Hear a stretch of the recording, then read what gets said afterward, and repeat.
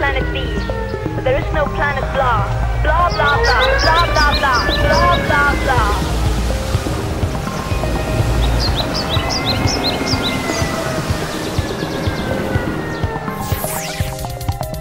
Klinka, klima eta natura krisia.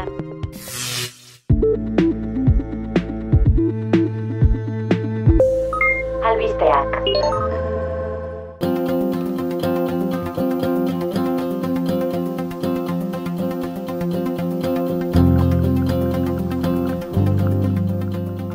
Kaixo entzule, zer moduz? Ekainean sartu berri gara eta ingurumenaren nazioarteko egun ere izan da hilaren 5ean. Beraz, marko horrekin ekingo diogu azken 2 asteotako albisten lerroburuak errepasatzeari. Zaldibarko zabortegiaren gainean industriagune bat eraikitzeko aukera ikertzen aritu da Eusko Jaurlaritza. Zehazki egingarria ote den edo ez aztertzeko eskatu dio enpresa bati, baina ikertzaileek ez dute aholkatu, arrazoi askorengatik gainera. Argudio horien artean baina ez da ageri Joaquin Beltranen gorpuak bertan dirauela ehortzita. Gainera, txosten geologiko batek agerian utzi du zein egoera kaskarrean dagoen zabortegiaren orubea. Horren arabera, zabortegia ez dago batere egonkor, eta berriro erortzeko arriskua dago.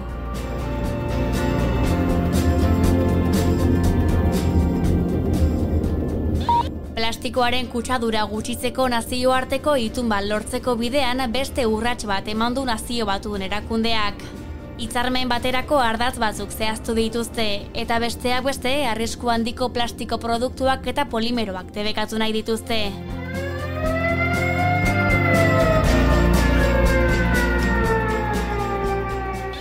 Lehen aldiz neurtu dituzte ingurumenaren harriadura gainditu beharko ez lituzken marragorriak. Nazioarteko ikerketa batean bildu dituzte datuak. Bertan 9 marragorri zehaztu dituzte, eta nabarmendu dute 7 gainditu direla dagoeneko.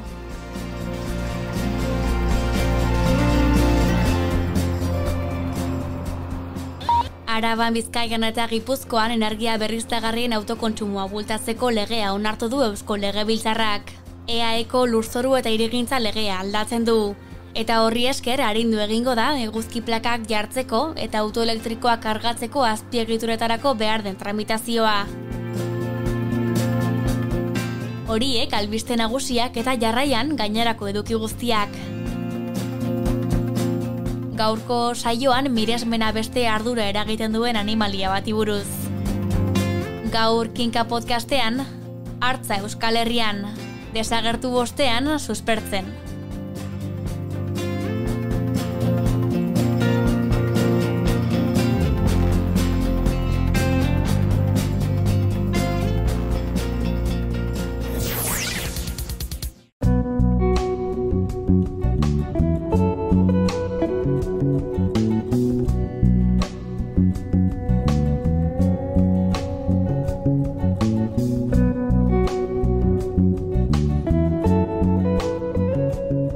Eta albisteak entzun ostean, hiztegiaren txanda da. Kaixo, Latz? Kaixo, Nagore, zer moduz? Ondo, eta zu? Ondo ni ere, gaur zer ikasiko dugun jakiteko gogoz. Bai, gaurko hitza nahiko polita dela esango nuke. Ara, zein da ba? Korridore ekologiko. Korridore ekologiko? Orain arte ez dut inoiz entzun, zer esan nahi du? Euskal termen jasota dagoenez, habitat naturalez osatutako zerrenda bat da, igarobide edo korridore ekologikoa, 2 espazio natural edo gehiago lotzen dituena, eta animali eta landarei beren kaxaleku aldatzeko edo sakabanatzeko aukera ematen diena. Alegia, bananduta dauden 2 ekosistemetako animalia eta landareak nolabait batzen dituen igarobide bat da? Hori da, horri esker populazioek banakoak trukatzen dituzte, eta horrela, aurre egiten zaie besteak beste, endogamiak eta aniztasun genetiko murriztuak populazio bakartuenei sortzen dizkieten eragozpenei. Nola, Nagore? Alegia, horrelako korridore edo igarobideak lagungarriak direla, modu ematen dutelako berriz agertu edo indartu daitezen, gizakien edo eta kausa naturalen eraginez, toki batean galdu edo gutxitu diren populazioak. Ados nagore, orain hobeto, ulertu dudala uste dut, eta Euskal Herrian bada korridore ekologikorik? Bai, badira batzuk eta beste bat ere egongo da laster. Bai, non egingo dute ba? Sakanan, Nafarroan, zehazki, Urbasa Handia eta Aralar lotuko ditu, Aritzalko Aristiaren barnean, eta 60 metroko luzera eta 6 milioi euroko kostua izango du. 60 metro luze, ea, joan etorri arrazten dien animalia askori. Hori da.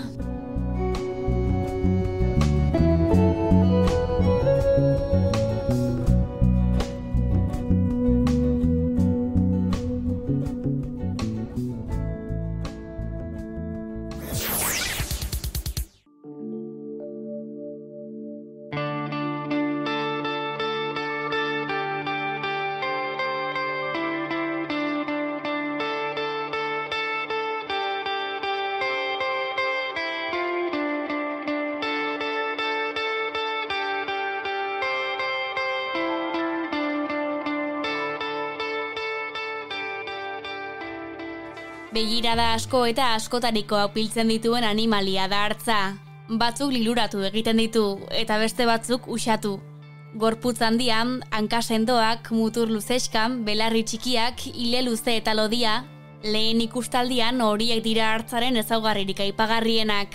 Baina kinkaren saio honetan lehen ikustalditik harago joango gara. Ikusi ez ezik arretaz behatuko diogu hartzari.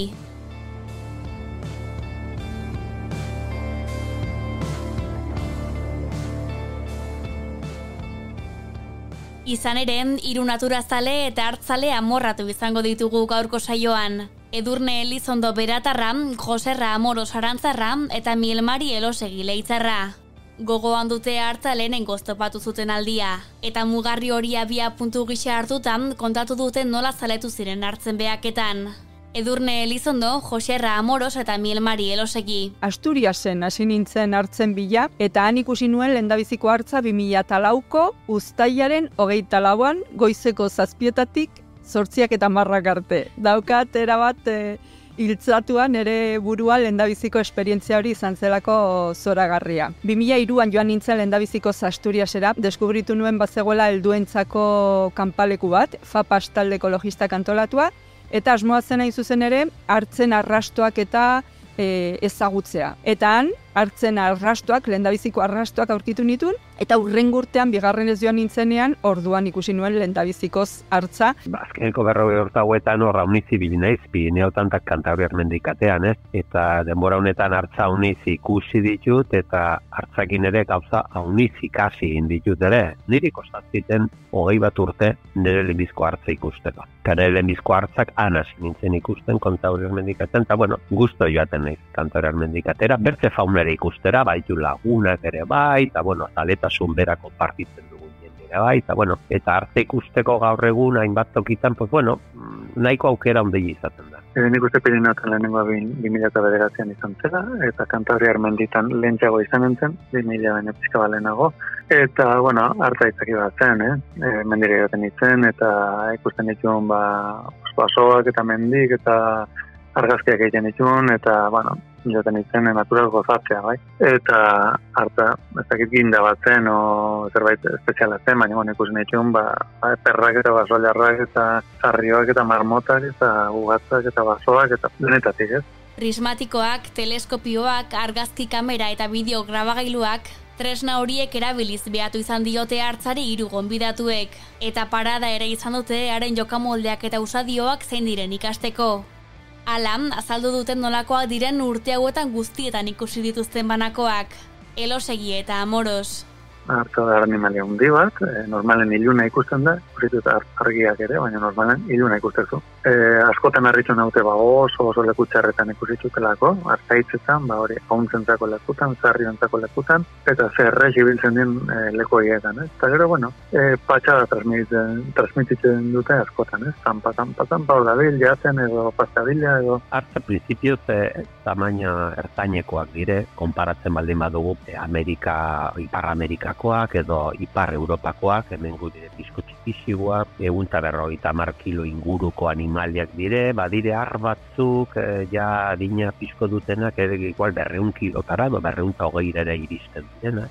25 bat urte, gehienez, libertadean bizitzen den animalia da. 5 urterekin ja dutasuna iristen dire, hasitzen dire, ugaltzen, gero 2 urtetikan fumatzen direnak, kolorea, dute, hauniz aldatzen da, hartzarrea, deitzen zaio euskaraz ez, marroi, argilek dire, batzu gehienak, patron bat betetzen dute, ipurdi aldetik ilunagoak dire, hankak eta besoak ere ilunagoak, bino, lepo aldetikan, teguru aldetikan argixigoak dire.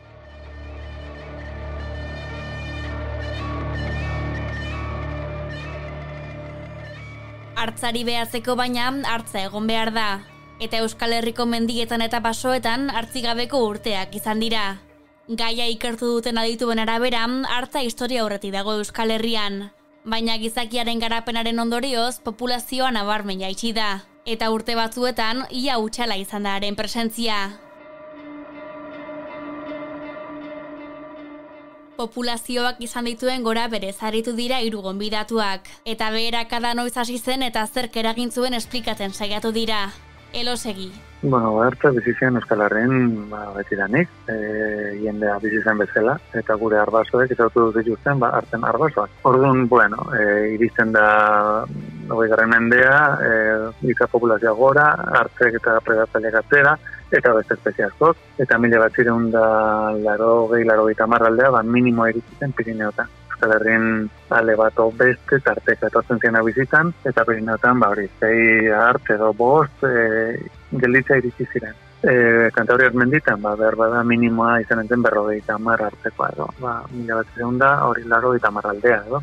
Datorra Moros ere, eta erantzi du garai hartan safariak ere antolatu izan zirela. Joan dela adibidez 2 mende, oraindik nahiko edatua zagon. Pizko zenuke zeurezki Urbasan, Adalarren, Bizkaiko zera menditan, Arabako menditan, eta jakina, Nafarroan ere, gure aldera, Iratin ere bai, gero bere atzerapena izugarri izan zen, gure desarrolloan, gure garapenean horrelako animaliak traba egiten digute, komatxotartzen traba egiten digute, eta bere aurkako persekuzio handi izan zen, safari modu, hori den erregistratu dago, argitalpenak horreri buruz, eta benetazko safariak antolatzen ziren Pirineotan hartzan atzetikan, izer da ludikoan hartza izatzeko. Hain justu ere, testu inguru horretan ailegatu zen Kamile Euskal Herrira.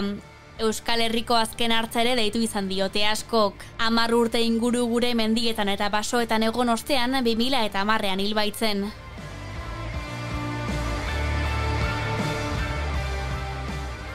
Hartz berezia zen Kamile, egunkari askoren lerroburuak hartu zituen, eta miresmena ez ezik, larritasuna ere eragintzunaren presentziak.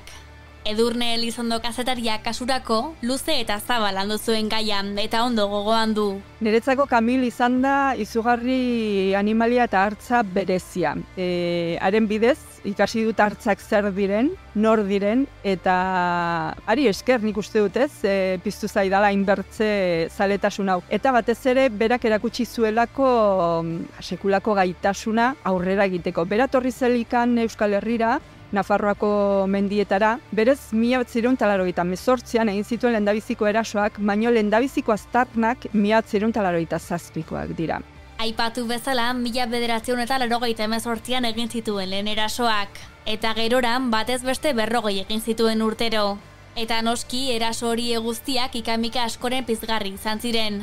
Etorri zen nahiko heldu zela eta zer gertatu zen? Aurkitu zitula ardiak mendian, erraza zen ardi horiek akabatzea, ez zaudelako zainduta, eta bere adin horretan, berak behartzuena zen horixe, erraztasuna jatekoa aurkitzeko, ezta? Eta hor izan zuen aukera hori, eta horrek ekarri zituen erasoak, eta horrek ekarri zuen polemika guzia. Gainera, lehendabiziko eraso horiek ekarri zuten, eztabaida, kezka, eta oroitzen naiz, hasieran Nafarroko gobernua saiatu zela Kamil harrapatzen, nahi zioten transmisore bat jarri, jakiteko behintzat nondikan mugitzen zen. Jarri zizkioten 11.000 trampa, eta inoiz ez zuten harrapatu.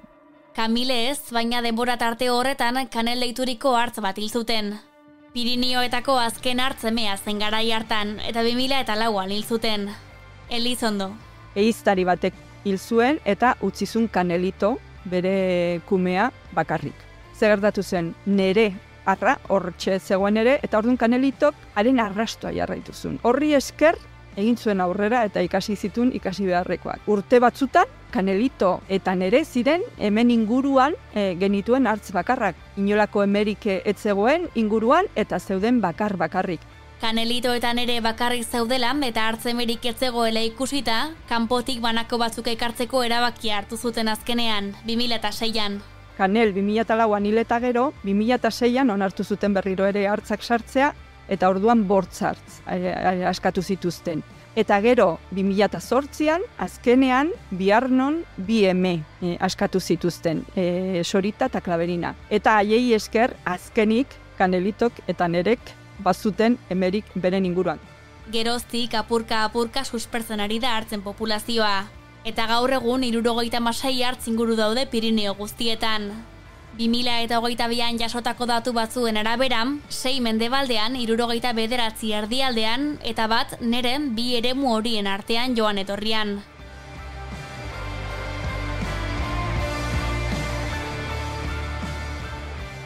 Gizartean ere bizi-bizirik egonda hartzaren inguruko gaia.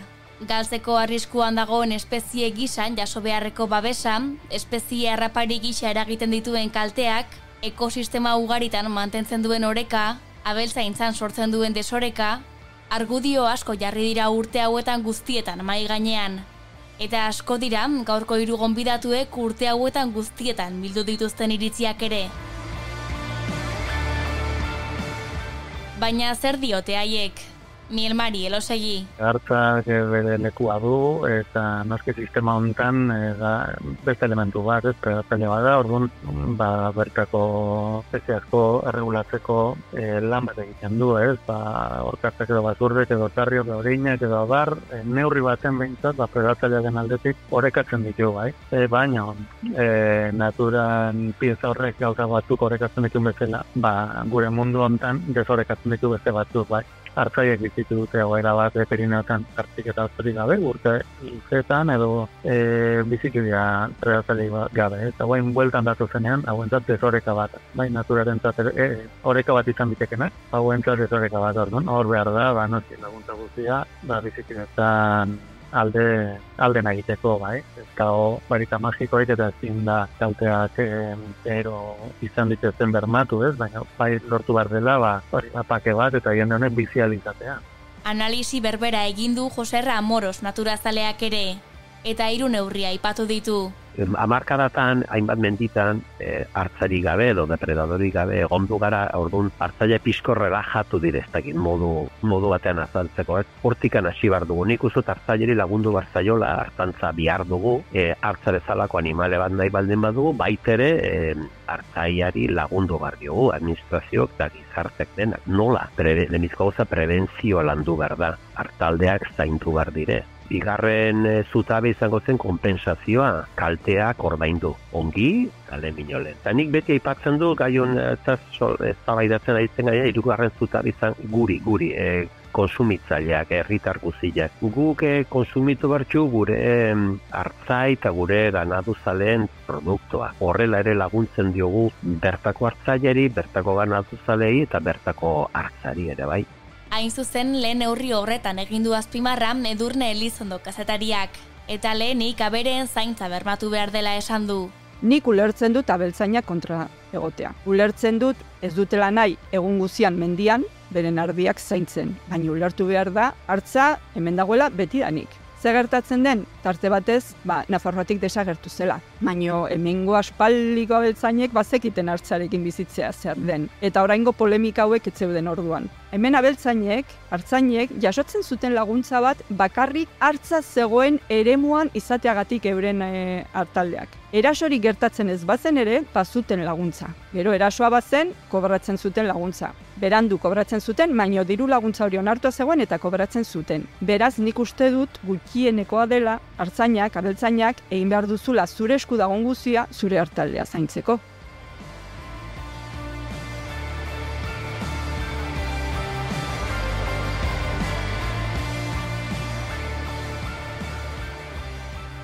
Artzaz, Euskal Herrian izan duen bilakaeraz, gaur egungo egoeraz, batzuen eta besteen iritziez, gauza askori buruz aritu gara, baina bukatu baina lehen gogo eta gai batzuekin utzi gaituzte gaurko gonbidatuek. Edurne Elizondo, Mielmari Elosegi eta Joserra Amoros. Oraindikan nik uste dut, egin dira urratsi batzuk, populazioa ari da pixkanaka aurrera, batez ere erdialdera eraman diren artzoiei esker. Baina, batez ere iruditzen zait ez garela hartzen hartza hemen zegoela gu baino lehen ere, espazio hau eda Pirineoak ez direla gureak, hartza hemen dagoela eta elkarbizitza bilatu behar dela. Nik uste dut hartzek kontatu dutela edo, hartzen historia ikusita, hemen zerbait positiboa eran dezakegula ez, ematen zuen desagertuko zela eta behitxu, ez da hola izan, baina beste espezie batu dauzkegu oso larri. Ona da, notiziona kontatzea, baina beste batzuk larri daude, eta orduan alden guztia indar da, bioniztazun horri eustek alden aurre. Nik uste dute gaur egun ditugun baliabidekin eta ditugun jakintza eta inteligentziarekin bilatu behar dugu lekua denentzako. Baita ere espezie basati hauen dako ere bai. Eta ez hutsa hartzak interesa ondeia sortzen du, baina badire beste animaliak edo txikiguak edo leku guztitera llegatzen ari gara ez personak edenei baditzen eta hola masifikatzen, baina oraindik badire zoko batzuk egokiak eta hori dire zaindu behar ditugunak eta hor bizi diren izakiak.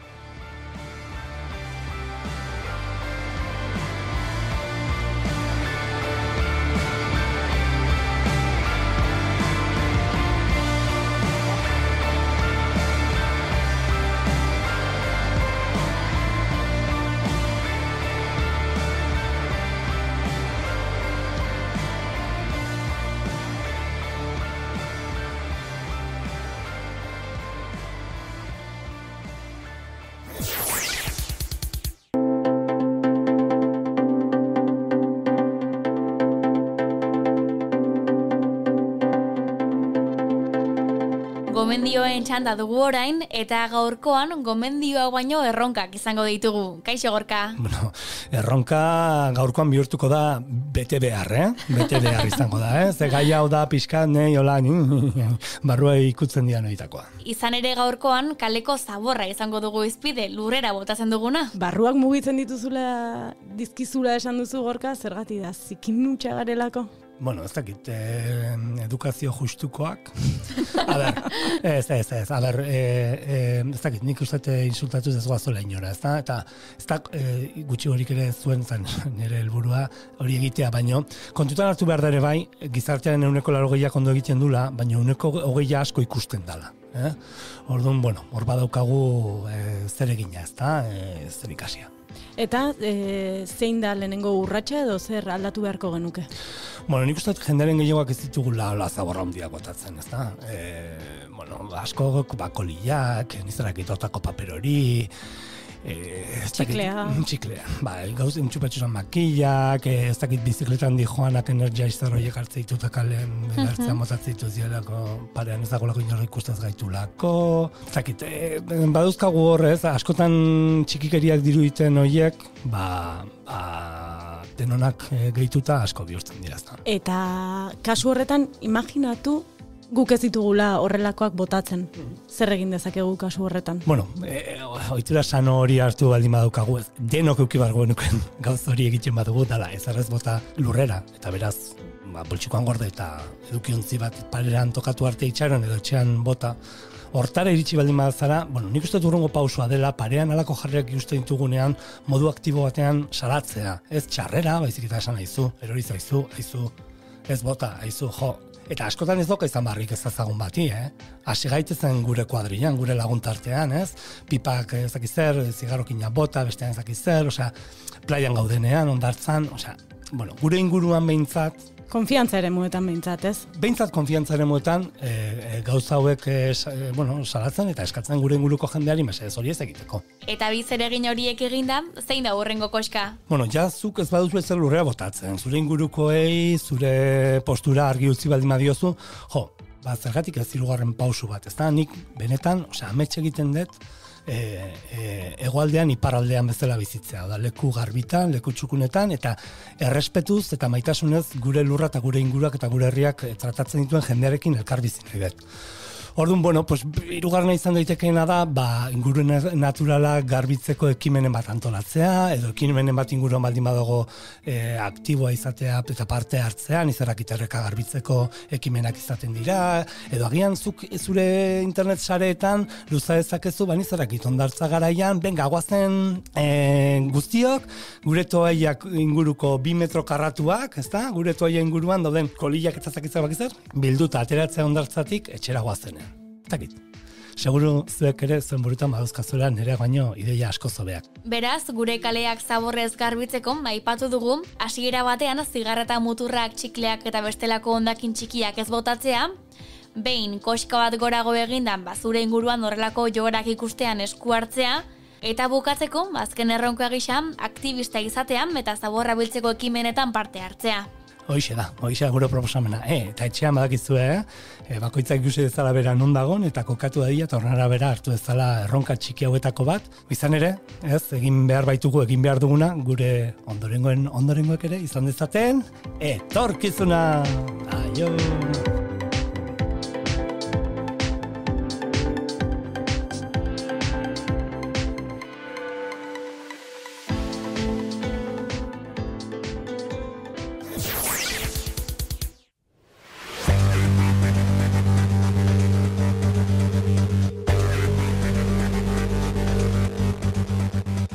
Amaitzen ari gara. Bai, eta galderaren atalera iritsi gara. Hori da, eta horretarako galdera bat ekarri dugu. Ea zein da galdera? Zenbat handitu zen iaz munduan autoelektrikoen salmenta? Zenbat handitu zen salmenta ados. Eta aukerak? Lehena, 115, bigarrena, 132, eta hirugarrena, 145. Oroar nahiko kontsumistak garela ikusita goitik joko dut. 145? Bai, asmatu duzu, Nazioarteko Energia Agentziak txosten bat argitaratu duela gutxi, ibilgailu elektrikoen merkatuari buruz, eta datuen arabera 145 igozten iaz munduan autoelektrikoen salmenta. Asko handitua salmenta beraz? Bai, saldu ziren ibilgailu guztien 114 izan ziren elektrikoak, eta aurten berriz, 135 gora egin eta saldutakoen 118 izatea espero da. Urtez urte igotzen jarraituko duen seinale orduan, ez? Bai. Bukatu dugu gaurko saioa ere. Bai, 17garrena dagoeneko. 17 goiz esaten da, Bai, goiz esaten da, egia esan. Eta gaurko saioan ere nagore gauza askoren inguruan hitz egin dugu. Korridore ekologikoak zer diren azaldu dugu hiztegian, hartzari buruz aritu gara gai nagusian eta gomendioen atalean berriz zaborra izan dugu izpide Gorka Egiarekin. Hori da, eta saioa bukatu, beti bezala, kantu batekin bukatuko dugu. Ea, zein kanturekin agurtuko gaituzu gaurkoan? Izaki Gardenak taldearen hibernazioa kantuarekin. Beti esaten dut, baina ederra.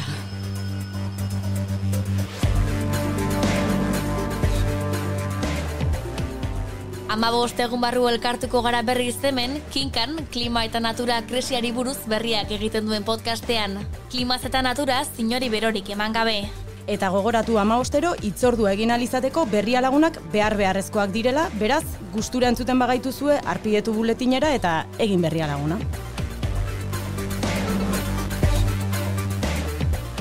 Eskerrik asko Olatz eta eskerrik asko uinez bestaldean zaudeten guztioi ere. Orain kantu bat naturari. Eskerrik asko zuri.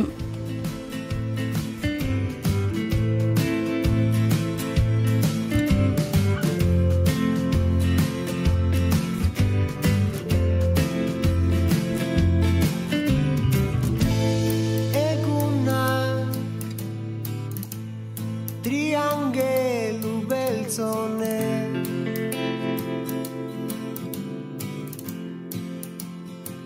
irentsita laguntza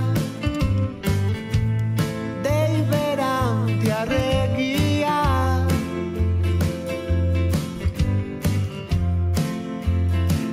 eskegita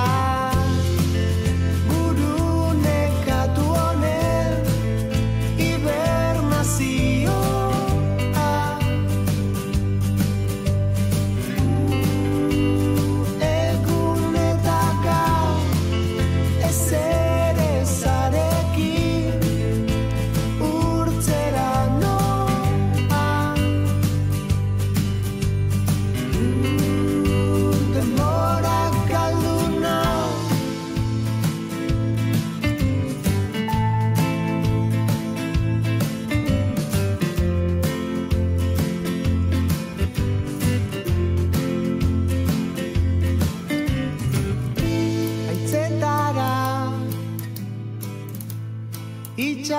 argilagune.